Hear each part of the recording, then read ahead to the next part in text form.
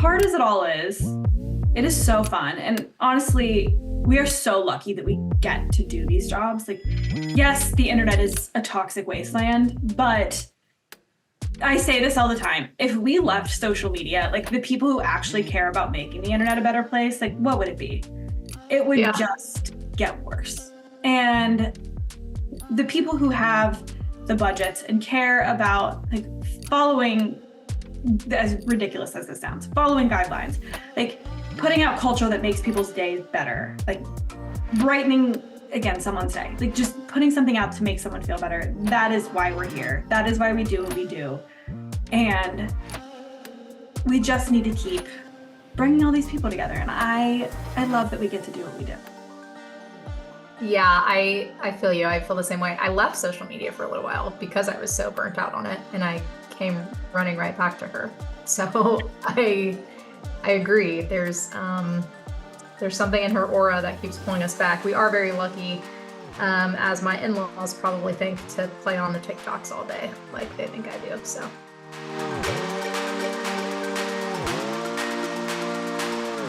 Thank you both so much for coming. We really appreciate having you. A little bit of intro for both of you. Meghan leads social insights at Target, which is an absolutely incredible job. And I'm not even going to do her a disservice of telling you everything that she does. I will let her do that. And Kate has had an absolutely phenomenal career, most notably at Peloton. And currently she is consulting with a bunch of amazing brands. I know she just wrapped up with Aspen Dental and a few others, but I'll let you both give intros on yourself. Awesome. Thanks, Meredith. I don't know, Kate, do you want to go first? Sure. All right. Hi, my name is Kate Winick. I am an sort of editor turned social media person. I've been working in the social space about as long as there's been one to work in, and started about 13 years ago working at a video shooting service, and then took my magazine background and took on roles at Elle Magazine and then at Who What Wear, and then ultimately made the transition over to the brand side, leading social at Peloton and building their social function for the last 5 years. And then about a year ago, I went out on my own as a social media consultant. I've gotten to work for a number of really, really cool brands, big and small, and have really loved the experience of both getting really hands-on with channels again, and then also getting to work at a much higher level and really sort of bring social into the conversation, about how you build a brand, which I think is much more than it used to be what social's function really is these days. It's really figuring out how to be a power creative inspiration and for the entire business. So I've loved it since the beginning. I still love to do it, and I'm super excited to be here. It's awesome. It's nice to meet you, Kate. I am Meghan Bakken. I currently work, like Meredith said, at Target, doing social insights. I've also had a wild time in my career journey. I also started in 2006, so it's been about, I can't do math, whatever that is. It's been a long time. And I've taken kind of a weird route into my journey. I didn't start where I thought I would, which would have been editorial. I actually moved to New York to do editorial and work in magazines right out of college. Quickly realized that was not where I wanted to be, and really kind of took a quick left turn into startup culture, and started my own startup and kind of dived into social media that way even more, and started doing social for startups, and have had this really windy, twisty road through social media. Have worn many hats as both a creator, analyst, digital marketer. And as everyone knows, like that's very common when you say I do social. It's not, oh, I just post or tweet. It's very much I do everything and sometimes all the things at once. And so that's actually been really helpful in my own career, is I kind of been able to pick and choose, what do I enjoy? What do I not? And right now I am very, very much in the insights analyst, intelligence world, and really loving it. Awesome. That's awesome. Yeah. So with your role at Target, how has that, what's the coolest thing you've been able to bring to light through social analytics? And is that a new role, and what does that look like with your team bringing new stuff to life? I think this is a really interesting question because I think this is something that's kind of bubbling to the surface. And Kate, I don't know if you've seen this as well, but for me, I've seen people go from really focused on content. How are we making content, making really stellar content, to how are we informing content? How are we pulling from what we see and know from both our audiences, but then also from the world of social, and doing it very quickly at scale. And I think about where Target is, and I think about where other big brands are. And there's this, I think, desire to respond more quickly. And how do we do that? And one of the best ways to do that, whether you're big or small, is to really look at not only what the content is telling you, but pattern behavior, trend forecasting. If you're a e-commerce brand, it's looking at product and what people are saying about that product. And it's kind of focusing on social as more of a data story at large versus it just being, what did this one singular post do for me? And it's being a little bit more broad with that and going, okay, if I posted about shoes over here, what are the shoes telling me versus what is everyone talking about in general? What is the what's the pulse on culture on this? What are the things that maybe happened last year? It's kind of looking at everything and going, here's the full story. And how do we really lean on trend from social data? How do we look at trends to inform social data, et cetera? And so I think it's a really exciting time, honestly, for any brand, big or small, to kind of pick up and look at social data as a real gem within your own industry. And then how do you then share that out more broadly within your industry, within your culture, within your own enterprise or business, and not just holding or gatekeeping that information to yourself, but going, okay, here's what we're seeing in social, and sharing that with, designers, product designers, merchants, leaders, people at higher levels, and going, how do we then create a flywheel around this that makes it exciting for not just social to use, but for the rest of the business as well. Yeah, that's awesome. Every time I see the TikTok made me buy this at Target, I want to shout that from the rooftops. I swear to you, social matters. Everybody in the world, social matters. TikTok matters. Yeah. Okay? Yes. TikTok Yes. is just a bunch of teenagers doing dances. You're full of shit. It is not. It is real. Yeah. It is a business driving tool. Everybody, it is real. Is that something that would have stemmed from your team, Megan? I think no, maybe not in the traditional sense. I think it's also a skill set thing. I have a deep background in strategy and creative, and so I can kind of bring this really random hodgepodge of experiences to this one analyst role and kind of look at all the things a little bit differently than maybe a traditional, analyst might look at it. However, a traditional analyst background is so important in this, in that you're able to then really look at the data, clean it, make sure it's accurate, and you're not just trying to make the data do what you want it to do, which can be tempting, right? Like, oh, it did well, it did not do well. So I think it is just a combination of as I've grown in this industry, the opportunity to use this skill set differently is there. I think whether businesses want to use that skill set in new ways is up to that business. And I'm thankful that I've been able to use it in this really exciting way, innovative way. Not necessarily pioneering. I think other people are doing this too, but pushing the industry forward in a different way than I think has been traditional. Yeah, that's awesome. And Megan, I know that you had told me offline that Kate is one of your social analytics inspirations. Can you tell us what you learned from Kate and watching her on LinkedIn and through social, and how it's impacted your work and what you guys are doing at Target? Yeah, absolutely. I have really enjoyed, Kate, looking at the work that you've been doing, specifically as you pivot. I think you were the queen of pivot. You're able to look at something and go, okay, you know what? We're going to adjust here, or we're going to try something different. And even in your own career, I've seen that. And I'm just, it's been fun to watch from this point of view. I'm definitely more someone who's trying to learn how to use LinkedIn more and more for its benefits. But as I watch you and kind of the things that you are honestly talking about on the platform, it's been really refreshing to interact with and read, to be honest. I think there's a lot of fluff out there when it comes to social, and you tend to just push a little bit more than others that I've seen, of saying, hey, this is right or wrong, or these are the things I'm seeing, these are the things I'm not seeing.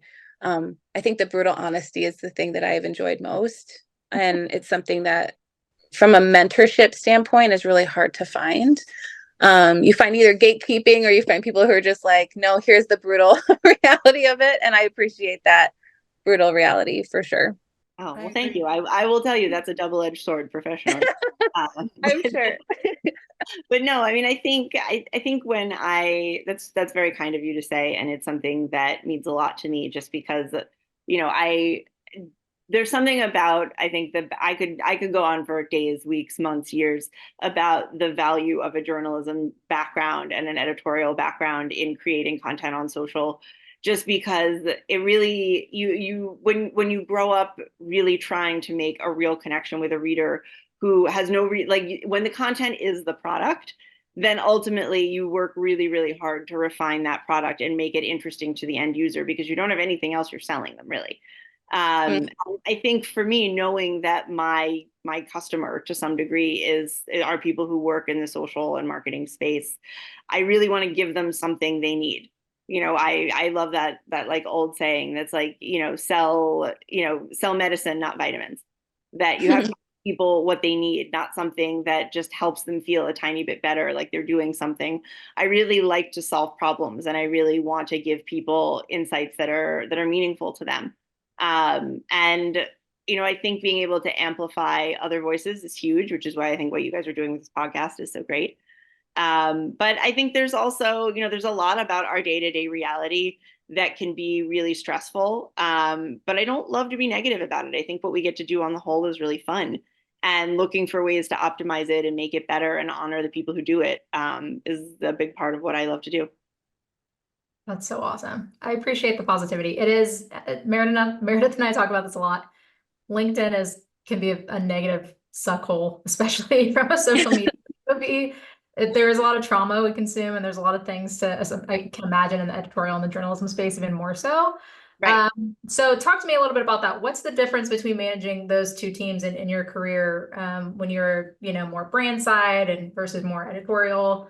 Are the paces different? Are you moving more fast in one side? Are you trying to keep I people mean, happy and I will afloat? say that, yeah, like working in a newsroom for anyone who's ever done it, like after doing that, everything else you do feels like standing still.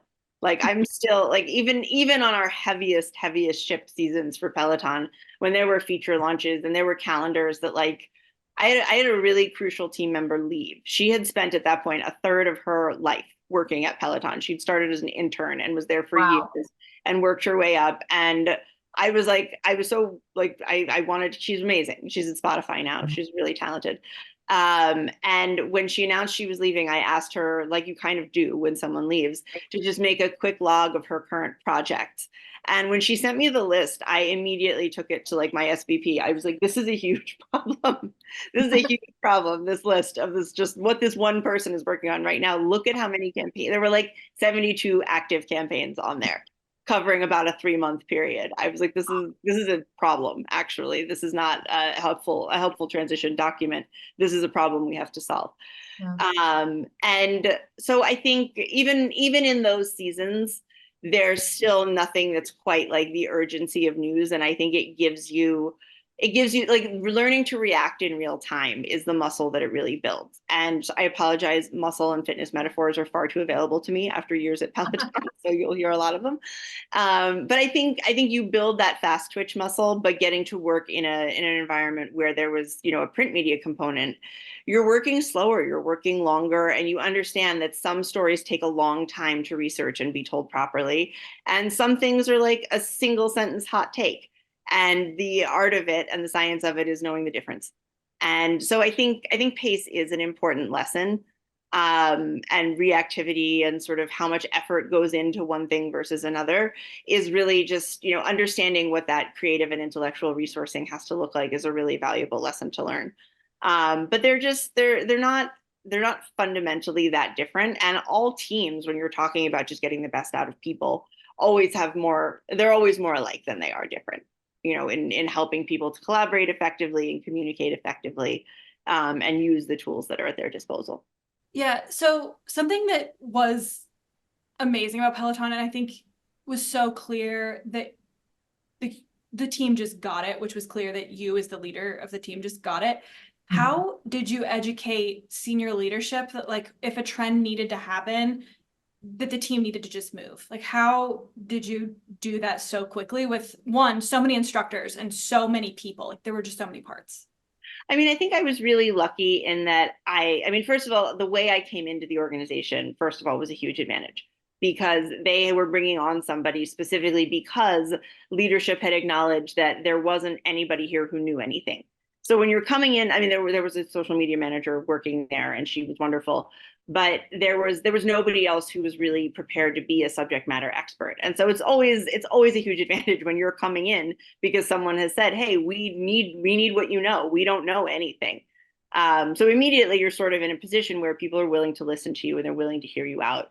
And this is a very nice full circle sort of question because this is going to bring us right back to Meghan's area of expertise, where a lot of what where I made, I think, some impact and where I really spent a lot of time educating leadership was really in a lot of things like the difference between social data and social listening and what one allowed us to do and what one didn't. And I think when you work in social for a long time, you assume a lot of knowledge. There are things that we all know that we really take for granted that other people don't know. And it was a real realization for me about really maybe even less than 6 months on the job when our head of brand came to me and was like, okay, so what did they think of the campaign?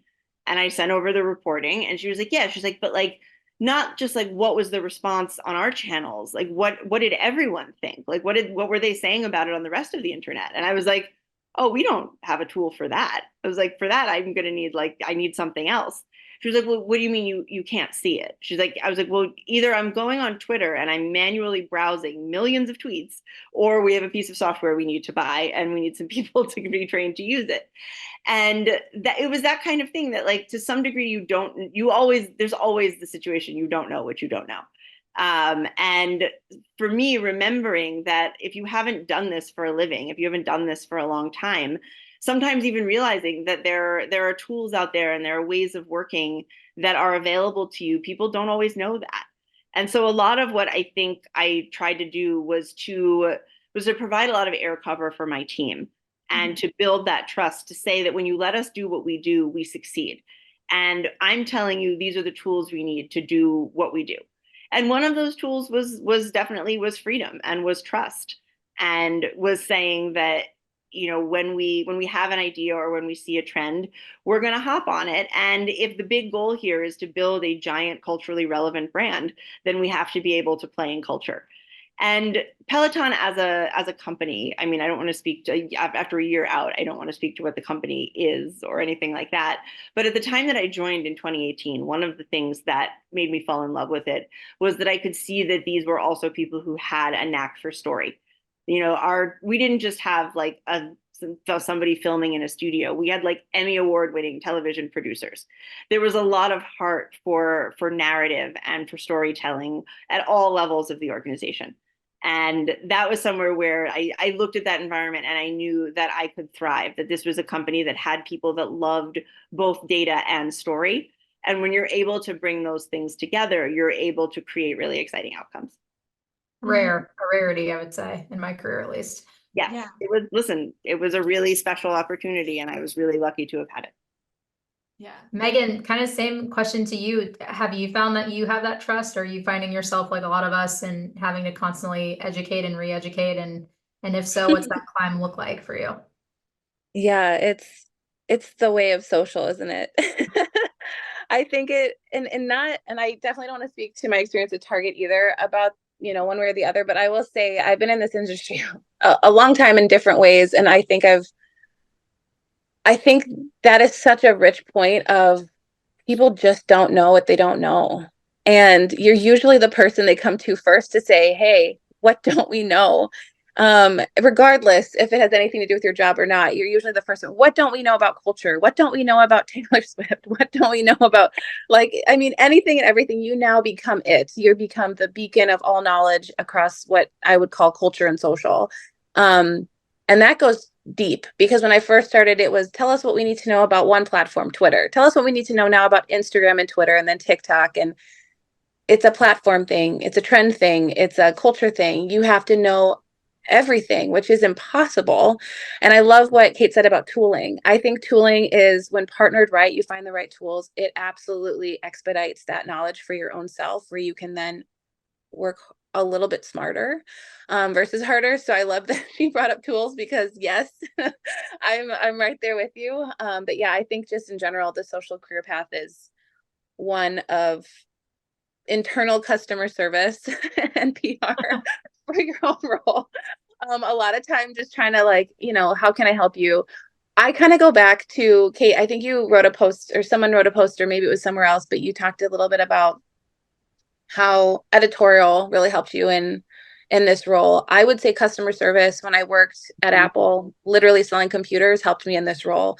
You learn how to ask the right questions. You learn how to, like, listen and kind of take back some of the things that people are saying before you quickly respond. It's knowing when to say, hey, I don't have the answer. And it's okay to admit defeat in some ways, of like, I don't know everything, but I will find out. So yes, I would agree. I see the same the same things that Kate has seen, and I see it continue to evolve, and I see a lot of pressure that is put on current social media managers to do and know everything. And I think for myself, I'm quickly learning and kind of seeing how Kate has done this, but quickly learning in my own life that it's okay that you don't, and that you can partner with tools and insights and data to kind of help your life be a little bit easier too. Yeah. And I think, yes, the tools get a lot of credit, but I think what you said, Kate, is if you don't have freedom, the tools can only get you so far. Because yes, you can't speak to Peloton, and yes, you can't speak to Target, but I also can't speak to every one of my former employers or current clients or whoever. But if you can only move so fast if you have the freedom and trust, because you can have every insight at your disposal. But if someone doesn't trust you to send a tweet or whatever, and it takes a week to get an approval, it doesn't matter. Like, you can Right. have every insight, and you're just going to look lame and not get anything and not be able to get a job done. And if you're hired to make a brand look cool and you can't do that, you can't be good at your job. And I think a lot of people who think that you're hiring a marketing team to get that every single post needs to result in a sale, that is where there's a huge disconnect between what a social team is actually there to do. Right. And that is where it becomes a huge challenge, because it is not always dollar in, dollar out, Not at all. especially No. with this type of work. It Well, is rare. and I think thinking about social that way is that, to some degree, it's going to prevent you from building trust with your social team, because Yes. if your social team isn't able to meet that ask, and they're not going to be able to meet that ask, then ultimately what it means is that they're spending time trying to meet that ask. They're not building the kind of always on social presence that frankly earns you the data, that earns you the trust to jump on trending content. And I think there's a lot that leadership benefits from understanding. I always joke that, like, the only thing I could possibly have studied in college that was supposedly less useful than an English major was an anthropology minor, but it's not true at all. It's the most useful thing I ever studied, because understanding how people work is so crucial for, I think, both succeeding in a large organization and succeeding in social. And I love just I love thinking about that stuff, and about kind of these like human dynamics, and what we fear and what we respect and what we understand, and how we build trust in relationships. And trust is built with consistency over time. And if you are giving people a brief in which they're going to consistently disappoint you, you're not giving them an opportunity to succeed and impress you. You're just going to be constantly disappointed with them, and they won't have your trust. And then at that point, when you say, well, like, why aren't we doing this? Why aren't we doing that? Because their team is all tied up doing things that aren't effective, and you're not giving them a chance to do things that are effective and that would give them the opportunity to earn your trust to jump on trending content. And so it's, to some degree, I think it's a much deeper question than, like, why, when social, like, yes, it fails. When a brand that's always salesy then decides to do something trendy and cultural, it fails. But it doesn't fail just because we've only done this one thing and now we're doing this thing that's totally out of left field. It fails because there's no structure within the organization to support it succeeding. There's no structure in the messaging that upholds that kind of post.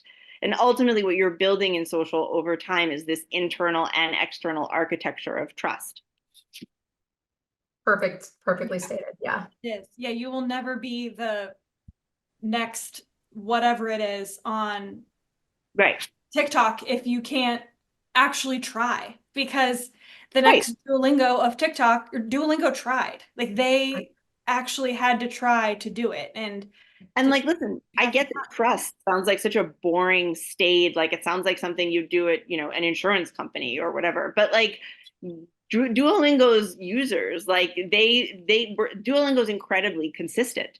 They're consistently inconsistent. They're consistently like a little weird and chaotic and funny.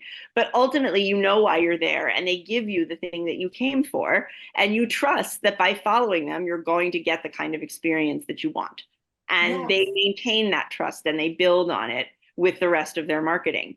Like trust doesn't have to be boring. Trust is just consistently. It's just showing up and doing what you say you're going to do. Yeah, Yeah. and I think that, sorry, Kelsey, but I think that, yeah, in a world where people say that they trust their team and how they show up for approvals are two different things. And I think that there are a lot of ways to do that, but actually having a discussion with your team of what trust looks like is step one.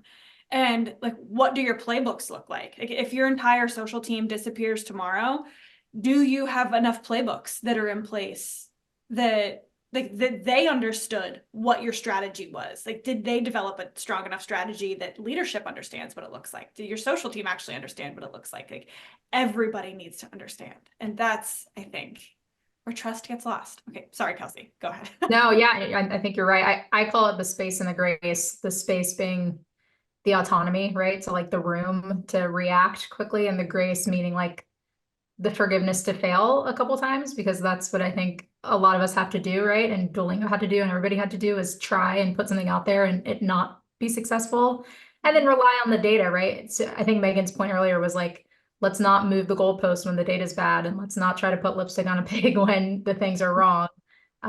So to your point, Kate, it's trust in and out and upside down all over it, which is sort of, not the sexiest word in the world, but it comes down to it. It is what it is. I like what you said though about strategy. I do want to touch on that for a second, because I think when you think about the data and the insights and all the things, what are those things ultimately for?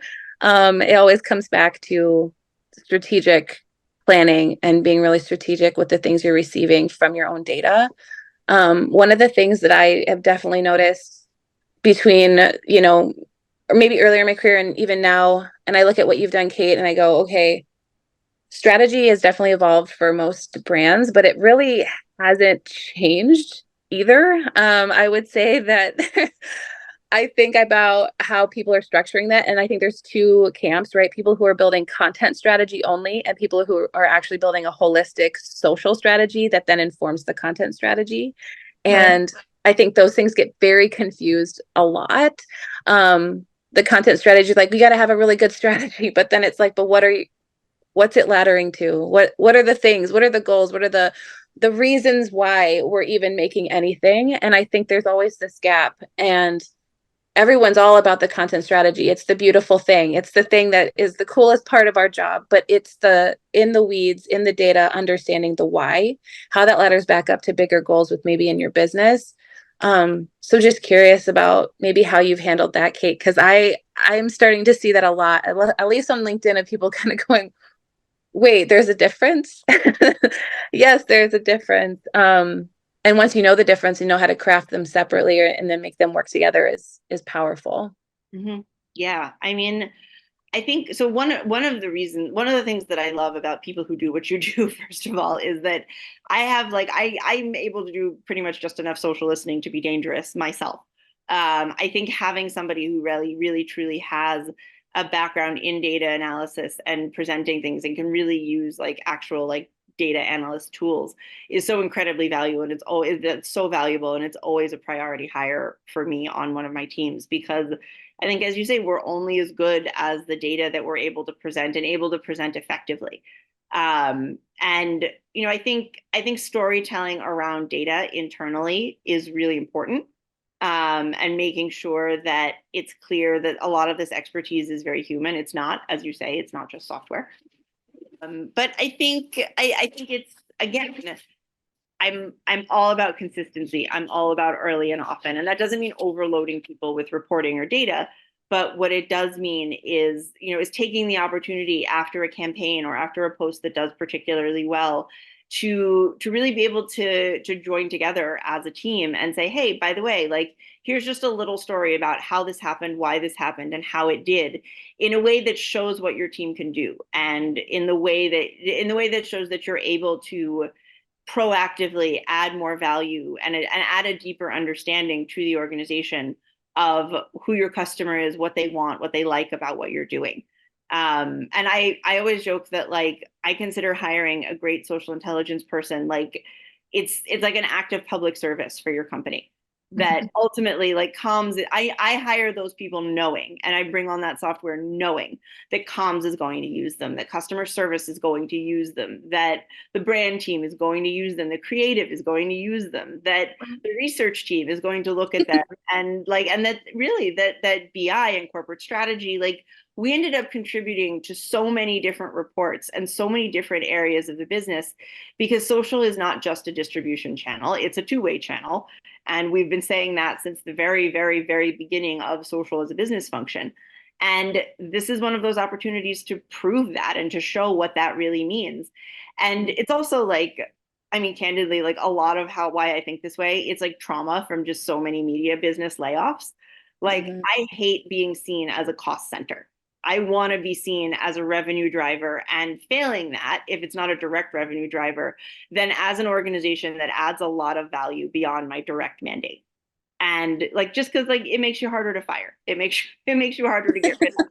And the more you're able to make yourself valuable to different organizations within your company, then the more your function is seen as core to the business rather than accessory to the business. And that's great, because I hate layoffs. I hate having to go The through tech that. layoff girlies in the room agree with you. That Kelsey and I have trauma bonded over the tech layoffs. Yes. Okay. So So you want to survive a couple of rounds, be very, very giving in your approach to reporting and data. whew, yeah. All right. Speaking of trauma bonding, Kelsey and I are rounding out our episodes of Individual Contributor with some more human questions. I sent these to you guys ahead of the recording. So we are going to finish these with more human questions instead of traditional podcast questions. We're going to see how they work and if people stick with us. So, Kate, I will start with you, but we are going to go with both of you. All right. Who was your favorite boss of all time and high school jobs count? Kate. Cool job. I am dreading this. I've been dreading this question since you sent it to me, because I've had so many fantastic bosses. I've had some really crazy ones too.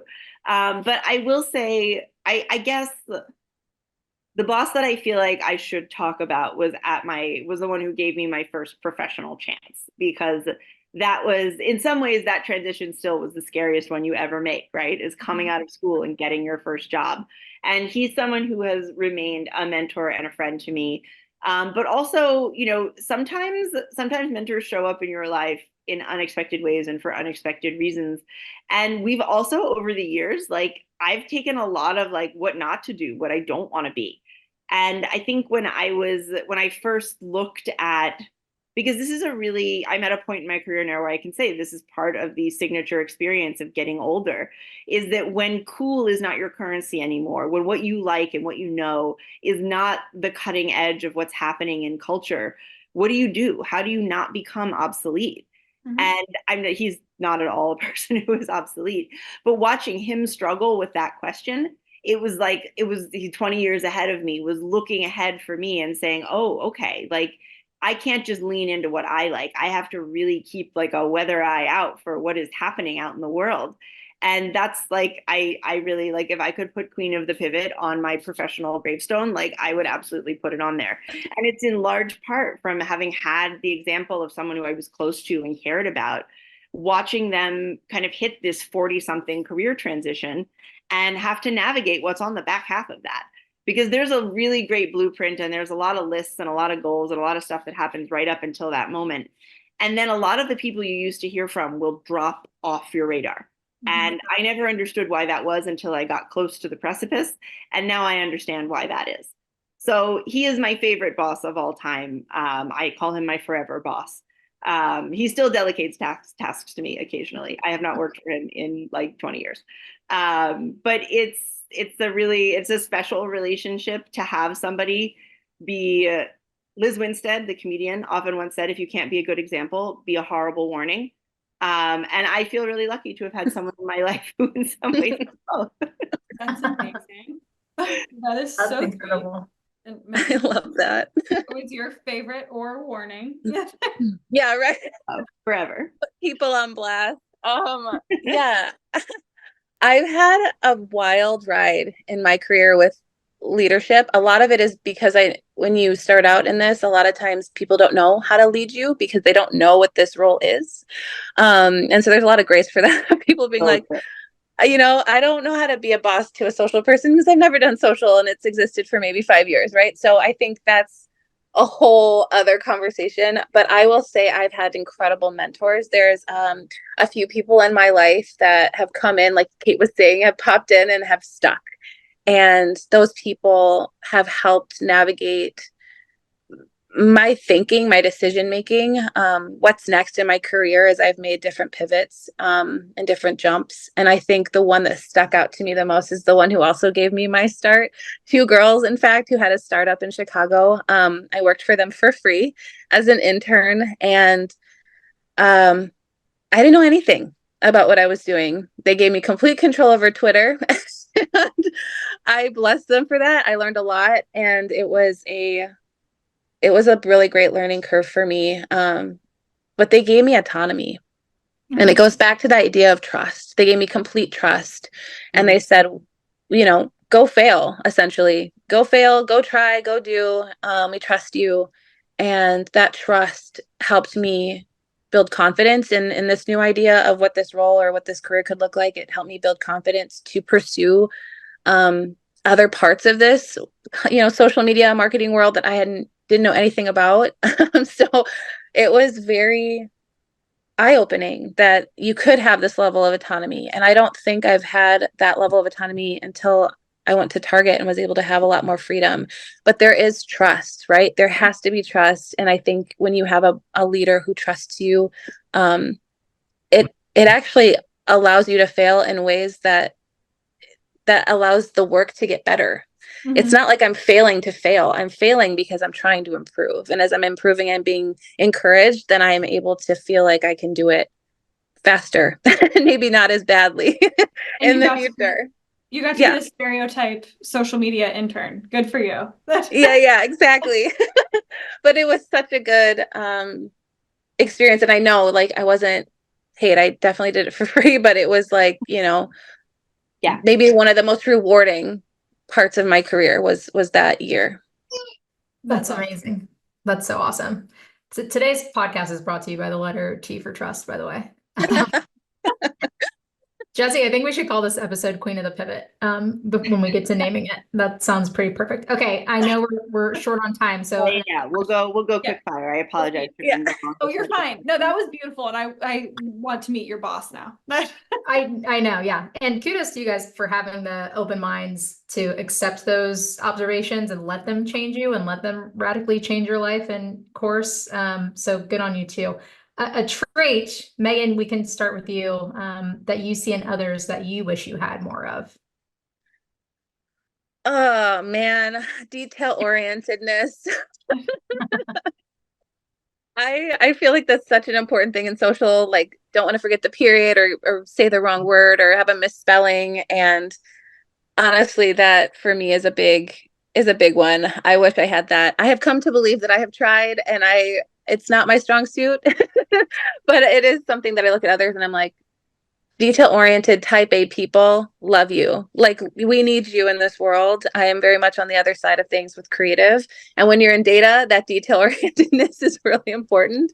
But yeah, I look at other data analysts, I look at other social intelligence people or people in marketing, and I'm like, oh, love that quality. It's so important. And I think a lot of times people are like, oh, it's the worst part. It stresses me out. But I'm like, no, it's it's a quality we all need for sure. For sure. But Yeah, AI, I feel that. Don't worry about AI. AI will take it over for you. Yeah. Grammarly. I hope, Got it. I hope so. I'm gonna do this quick fire style since I know we have to wrap up. But whipping out the SAT words here.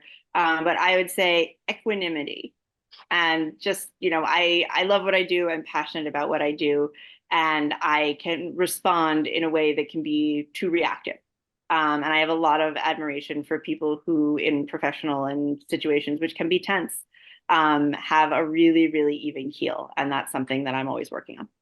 Love that. And then final question, best advice you've ever received? You can't be a good example, be a horrible one. No, I mean, I think the best advice I have ever received is just, it's never too late for anything. And the person who told me that was somebody who, she's another queen of the pivot.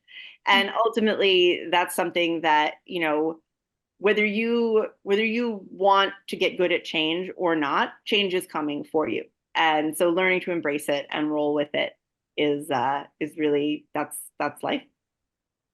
So true. Meghan, best advice? Fail fast and fail often. That Love it. was, yep. And I keep that one close to me every day because I do it all the time. But yeah, fail fast, fail often. In social, it couldn't be more true. Truly, it is. All right, we will put both of your LinkedIn handles in the show notes, which I feel like such a real podcaster saying that, so everyone can find you. All right. Awesome. Thank you both for joining us. Thank you so Really much. appreciate Great to it. meet you, Meghan.